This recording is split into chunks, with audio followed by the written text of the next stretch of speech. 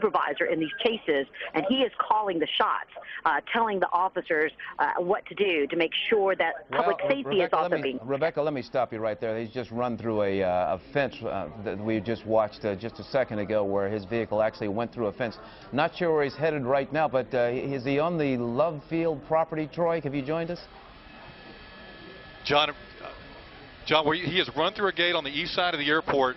He is about to enter an active runway. Now, all jet traffic at Love Field has been stopped. It was stopped as a courtesy to us because there was so many helicopters following this pursuit. So there's no danger. I repeat, there is no danger of this any aircraft striking this vehicle or him getting in the way of any vehicle. All traffic in and out of Love Field has been stopped. He is now crossing runway 13 left.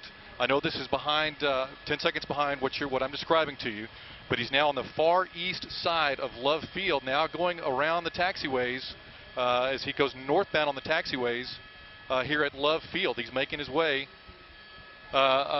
just on the runways and the taxiways here at Love Field. But again, all traffic has been stopped. At this point, the police are scrambling.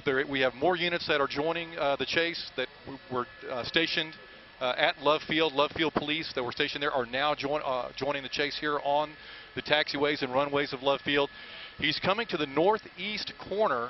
As you can see, everyone is converging on him now. We have no idea. This has changed dramatically, John, from the calm, slow chase that we were experiencing on the surface streets of Dallas.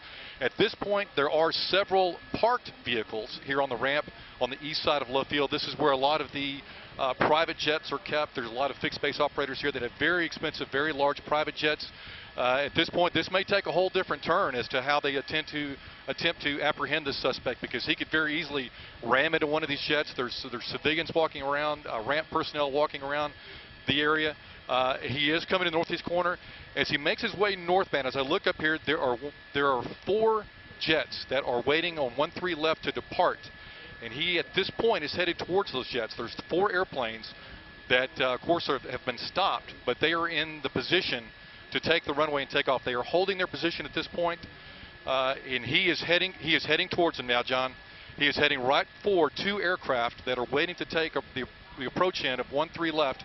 They're holding short of the runway, and on the other side of that is a fence, and then the other side of that is Bachman Lake. So we'll see. He's now in the grassy area in between the taxiway and the runway.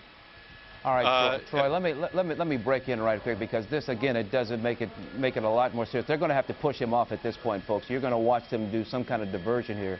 I realize Rebecca has told you that they don't do this if at all possible, but as you can see now, officers now ramming the vehicle because it has taken a whole new situation. It will not move from this location. You see officers approaching at this point, surrounding the vehicle. Officers on several different sides. That red unit, which we saw earlier, had a police officer inside of it. They're pulling him outside now. No one appears to be in the passenger side area, but again, the situation has changed with regard to his moving on to Love Field, running into the airport, moving towards some jets, and Dallas police now have taken him into custody, brought him down. He's laying down against the left side of his vehicle right now, the right side of your picture, being brought into custody. Officers checking him, checking, of course, the vehicle for other things. But again, this is something that started back